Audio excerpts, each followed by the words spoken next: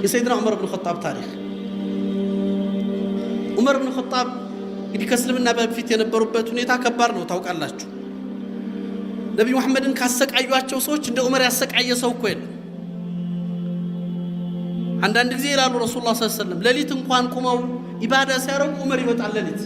ሙሽሪኮቹ ቀን ነው የሚያሰቃያቸው፣ ዑመር ሌሊትም ይመጣባቸው ነበር። ዑመር ይሉታል እንደው በአንተ ምክንያት ከጌታዬ ጋር ሌሊት እንኳን መገናኛ ልጣ ይሉት ነበር ረሱላህ ሰለላሁ ዐለይሂ ወሰለም። እንትን ነው ኃይለኛ ነው ዑመር፣ በጣም ችግር ይፈጥራል። ኢዘን ዑመር ብን ኸጣብ ይህንን ባህሪው ይህንን ኃይለኝነቱን ይዞ እንግዲህ እስልምና ውስጥ የነበረውን አቋም ታውቃላችሁ። እስልምና አድው ለዱድ ነው፣ በጣም ጥላቻው የከፋ በሽርክ ውስጥ የኖረ በጣም ከባድ ሰው።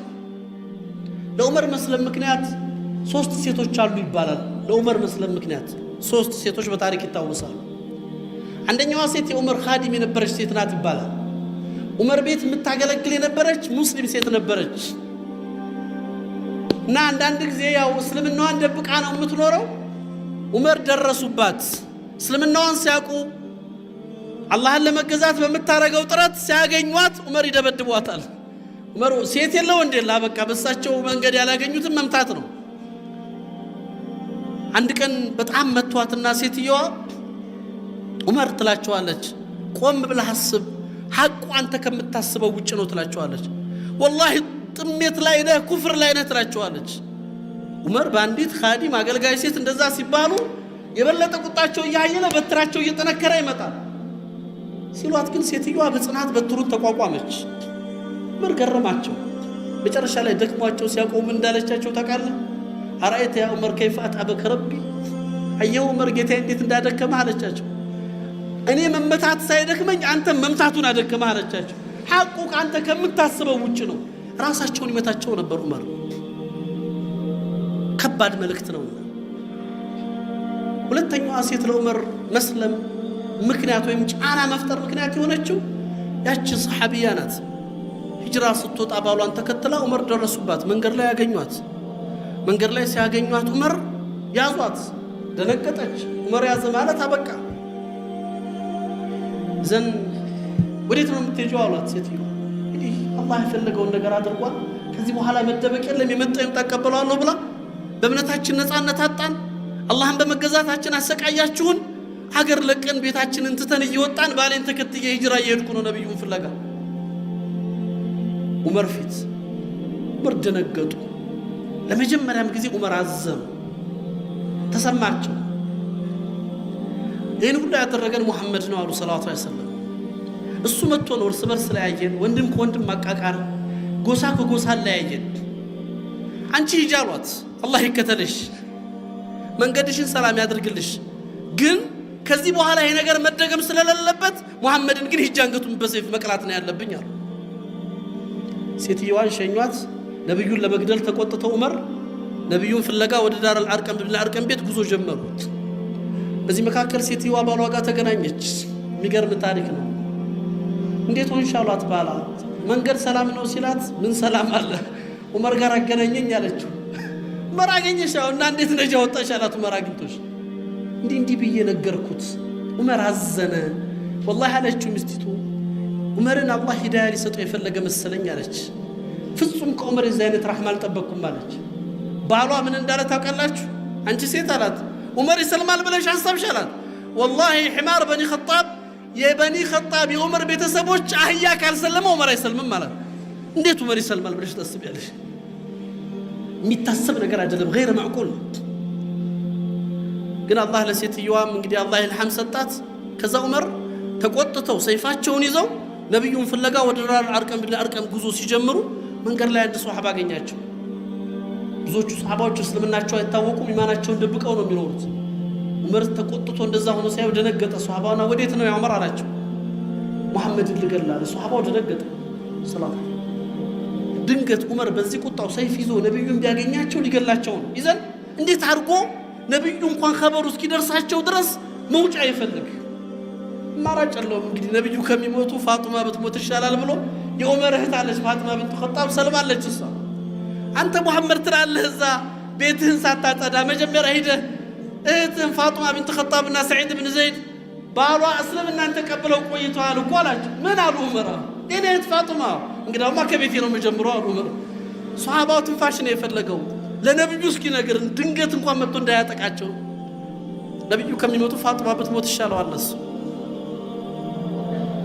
ዑመር እንደተባሉት ቀጥታ ቤት ሲመጡ እንደተባለውን አላህ ደግሞ እውነት ሊያሳያቸው ፈልጎ እናታችን ፋጡማ ቢንት ኸጣብና ባሏ ሰዒድ ብን ዘይድ ኸባብ ብን ዓረት የሚባሉ ሷሃባ ቁርአን እያቀሯቸው ቤት ተቀምጠዋል።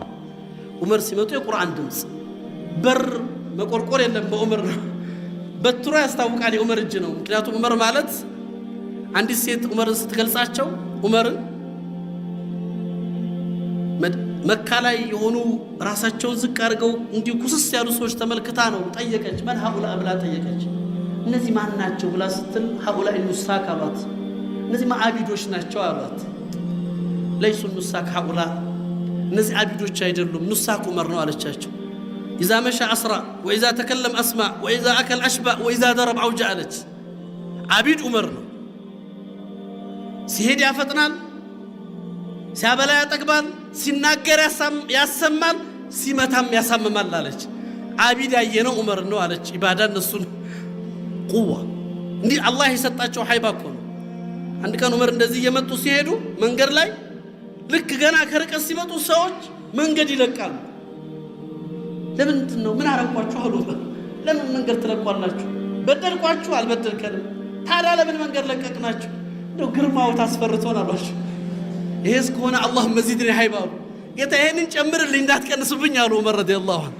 እንደው ሳልበድላችሁ ምንም ያ ከሆነ አላህ ቁዋ። ኢዘን ዑመር ገቡ።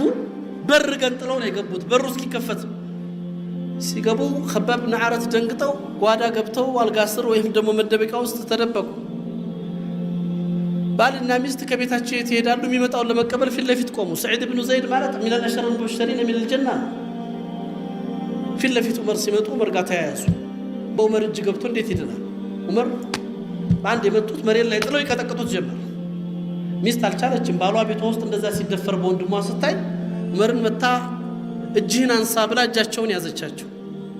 ባሌን አትምታ፣ ባሌን አትንካ፣ አንተ ሙሽሪክ ነህ፣ አላህን ፍራ እያለች ስባቸው። ዑመር ደነገጡ።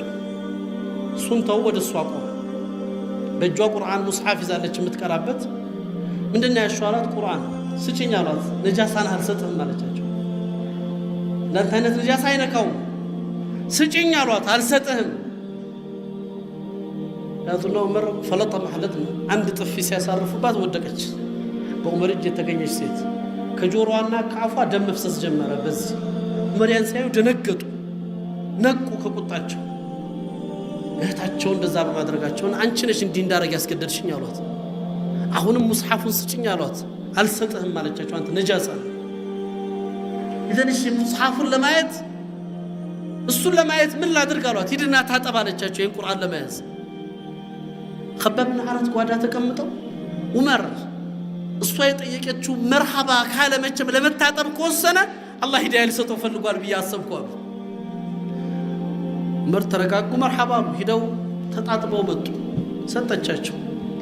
ጣሃ ማ አንዘልና ኢለይከ አልቁርአን ሊተሽቃ ኢላ ተዝኪረተን ሊመን የኽሻ። ከባድ ነው። ለሁ ሐላዋ ይጣፍጣል፣ ቃሉ ይረብሻል፣ ውስጥን ያናግራል። ዑመር አልቻሉ። هذا ليس كلام من البشر ይሄ ፍጹም የሰው ቃል አይደለም። ይሄ ፍጹም የሰው ንግግር አይደለም። ከዛ ምንድነው የጠየቁት ዑመር? ወዲያው አይነ ሙሐመድ አሉ። ሙሐመድ የት ነው ያለው አሉ ሰለላሁ ዐለይሂ ወሰለም። ማን ነው ያለበትን የሚያሳየኝ አሉ። ኸባብ ብን ዓረት ከዚህ በኋላ የመጣ ይምጣ ብለው መቼም ሊሰልም ፈልጉ ይሆናል ብለው ከጓዳ ወጡ። እኔ ያሳያለሁ ዑመር አሉት። መርሐባ አለ ኸባብ ብን ዓረት።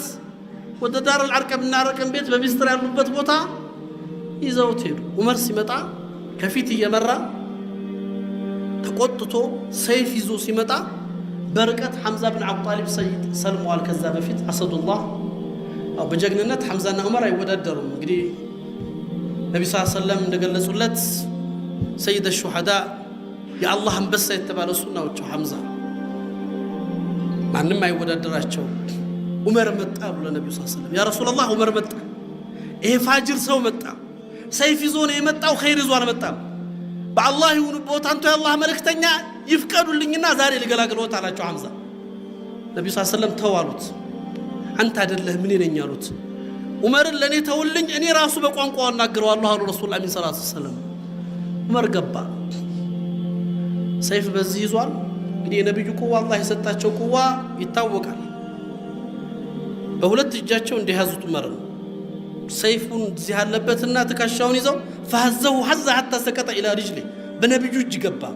ወዘውዙት እንዲያደርገው اما انا الان يا عمر ጊዜው አልደረሰም አይበቃም አሉት ዑመር። አይበቃም በኢልሃድ በኩፍር በሽርክ እስከመቼ ትቀጥላለህ? ዑመር ነብዩ ግርስ ወደቀ።